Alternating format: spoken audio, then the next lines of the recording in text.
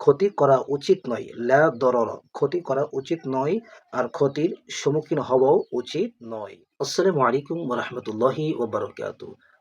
আলহামদুলিল্লাহি ওয়াসসালাতু ওয়াসসালামু আলা সাইয়্যিদিনা মুহাম্মাদি ওয়া আলা আলিহি ওয়া সাহবিহি আজমাইন। আম্মা বা'দ। কাছে কিংবা দূরে যে যেখান থেকে দেখছেন সবাইকে জানাই আন্তরিক প্রীতি ও শুভেচ্ছা। আজকে আমরা ইমাম নববীর ৪০টি হাদিসের মধ্যে ধারাবাহিকভাবে আজকে আমরা প্রায় ৩২ নম্বর হাদিস নিয়ে আলোচনা করব। এই হাদিসের মধ্যে যিনি রাবী, যে হাদিসটি যার থেকে বর্ণনা হয়েছে, আন আবি সাঈদিন সা'দ ইবনে মালিকিন ইবনে সিনাদ আল-খুদরি রাদিয়াল্লাহু তাআলা আনহু আন্না রাসূলুল্লাহি সাল্লাল্লাহু আলাইহি ওয়াসাল্লাম قال لا ضرر ولا ضرار حديث حسن রাওয়াহু ইবনে মাজাহ।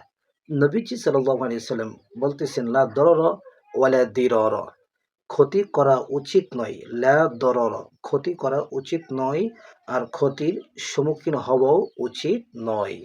সুবহানাল্লাহ। সাল্লু আলাল হাবিব সাল্লাল্লাহু তাআলা আলাইহি ওয়াসাল্লাম।